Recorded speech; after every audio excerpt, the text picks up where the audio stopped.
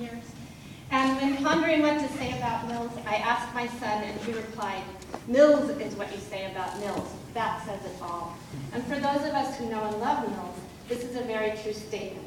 Like rock stars known by only one name, Madonna and Bono, Nils needs only one name in the world of poetry and in the world of his friends. I did, however, think of a few things I want to share about Nils, as a mentor, as a friend, and as a fellow human being. 32 years ago, I signed up for Nils' Shakespeare class at San Jose State, having learned from other students and the Tower record that he was the person to take for Shakespeare. I already loved Shakespeare's plays, but one day Nils asked, while discussing Henry IV Part 1, "Who would you rather date, Hotspur or Hal? Why? Who would you rather marry, Hotspur or Hal? Why?" That was a light bulb moment for me. It was an entirely new and exciting way of looking at literature. I knew then that I wanted to be a teacher, and specifically a teacher like Nils. My students at Hartnell College in Salinas owe a debt of gratitude to Nils because any success I've had as a teacher is due to Nils' example. Then, 30 years ago, Nils affected my life in a far more personal way. I was telling him one day that I was not going to have children because I was going to be a Shakespeare scholar. Knowing myself well enough to know I could not do both because I throw myself wholeheartedly into whatever I'm doing, so I can only do one thing at a time. But Nils exclaimed, "No, you can't not have children." I was startled to see he had tears in his eyes. I asked him why not, and he replied that the greatest joy and love you will ever know is with your children, and he did not want me to miss out on that experience. I thought long and hard about Nils' words over the next couple of years. And, well, now, I'm the mother of 4 adult children, and Nils was absolutely right. They are my greatest joys and my greatest loves. Naturally, because of my affection and admiration for Nils, I wanted to name my eldest son after him in some way. But how? Nils is Swedish. I'm all things Celtic. So what to do? The baby name took care of this. The baby name book came to the rescue. And my son's middle name is the Gaelic variation of Nils, which is Neil, N-I-A-L-L. Now I have a treat for you. Nils' first clustering exercise. One day in 1982, because of Gabriel Rico, we were all clustering. Nils asked me to come to his class and teach clustering, a marvelous tool to allow your left brain to access the riches of your right brain. After my explanation about clustering, I asked the class to cluster the word time.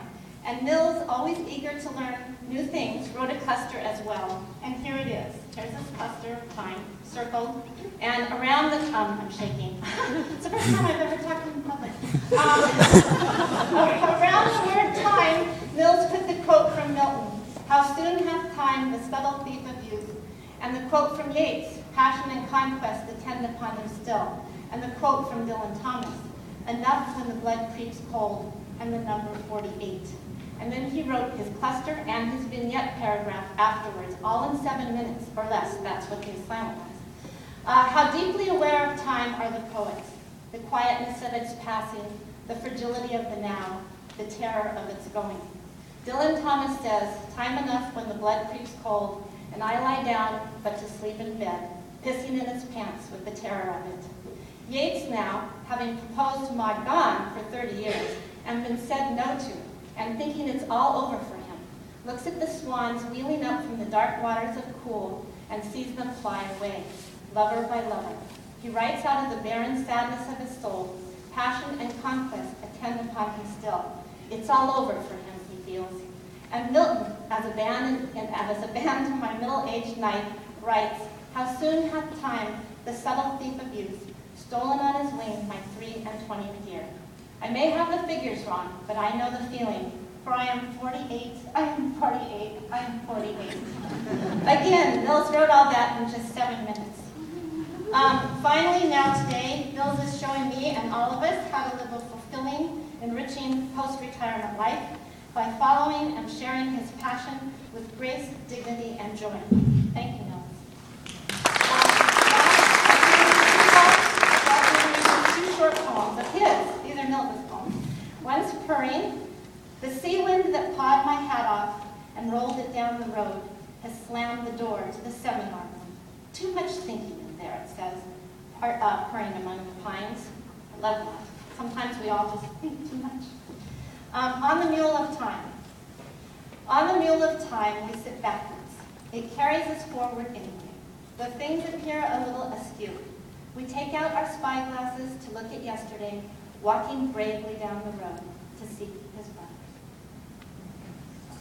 That's it. Now